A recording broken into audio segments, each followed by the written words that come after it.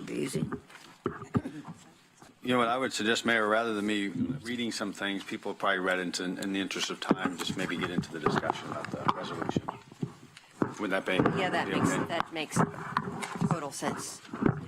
So we'll just, opening the floor for discussion on the resolution. Do we need to have it, has everyone read it, or? It's the one that was placed at your, it was emailed out to you. It's a replacement to your packet and was at your desk. And That'd be in the queue, please, Mayor. I know. So just for purposes of making sure everyone's got the right one in front of you, Section 3 is going to include, it has a section that directs the city manager to send a letter to the senators. That should be the one that you are considering and discussing I don't have that. tonight. You do not.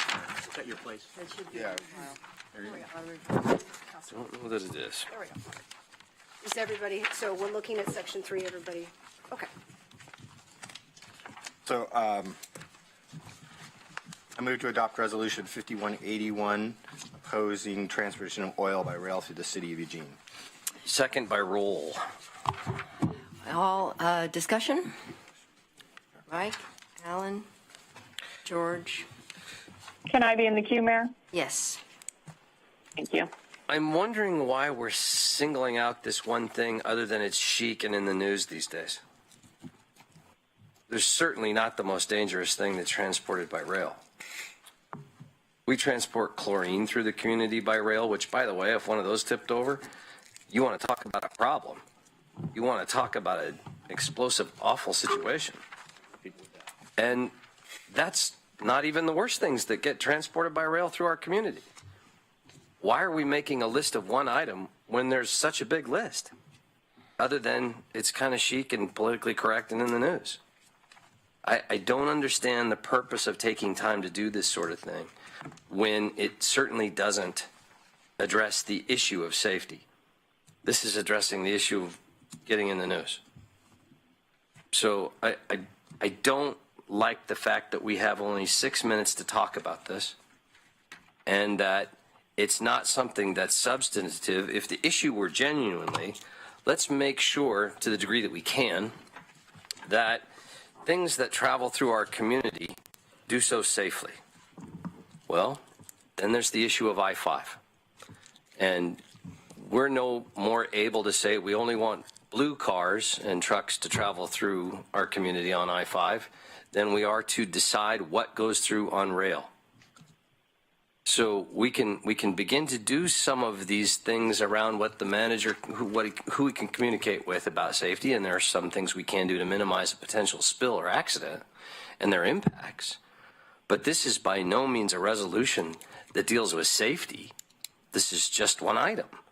So if you want to come back and talk about how do we keep our community safe from any potential issues and hazards that may go through on rail, I'd be really in favor of that. I do, but other than that, I think this is a waste of time. Thank you. Alan? I think it is clear the place of the council to comment on issues that affect our community health and well-being. Oil trains are dangerous, and a good example is what happened in Mosier, and the blast radius for an explosion from an oil train is half mile to a mile. And we actually had a Eugene spill here, and maybe the chief can come up and talk about the preparedness that we have and the ability to deal with them. My understanding is you can't do anything about it. You just let them burn. And all those toxins that go into the air, a lot of them disperse, but a lot of them stay locally. But there's also the spill aspects of it. And these trains are huge. Good afternoon, Mayor and Council. The statement of that they are huge and we have to wait for them to burn is an accurate statement. We do have safety mechanisms in place that include additional foam units that support our operation. They are one locally and two that are about an hour's drive away for a total of 3, 4 if you include one near the airport. So we do have foam capabilities close by to assist.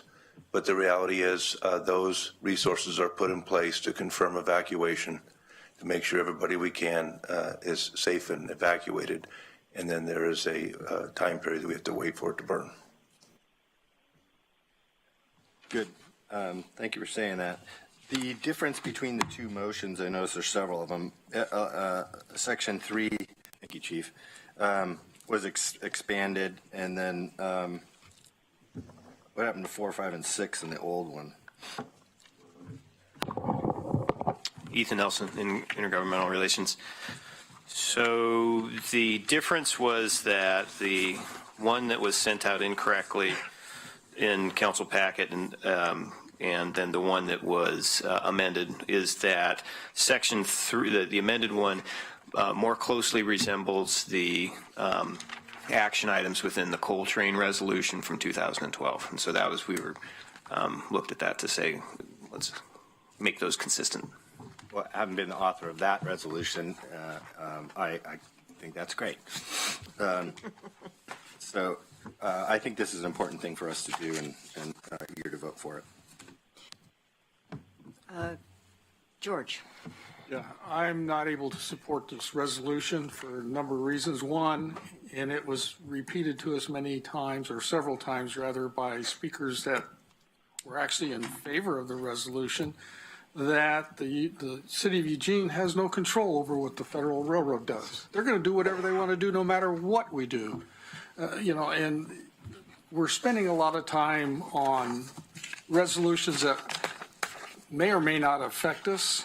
And to me, this one is one of them, just like the one that we passed in 2011 about the funds going into the war in Afghanistan.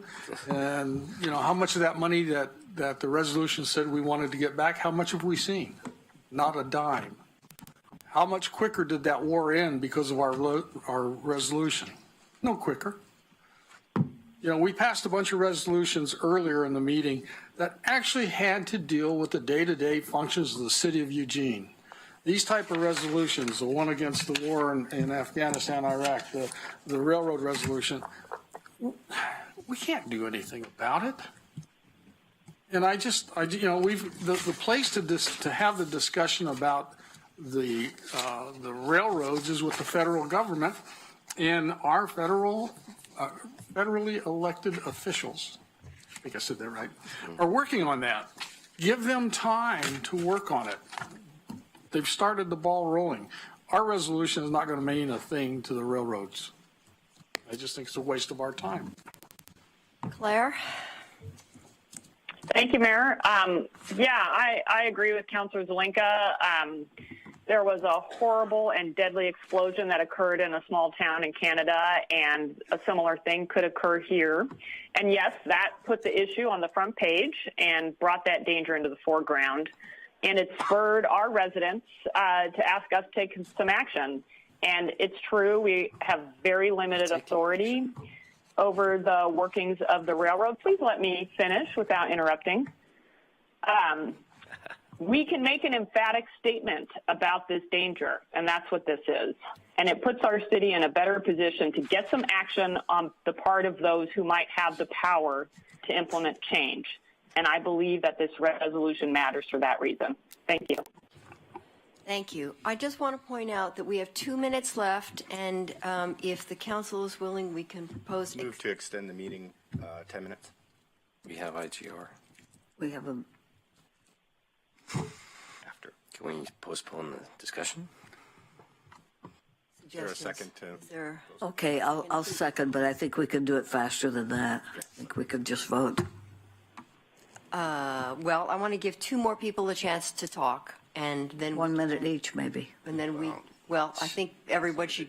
I think everybody needs to discuss. So if it's not enough time, we can either agree to extend 10 minutes if IGR can withstand that delay. And I'm getting a nod from Ethan.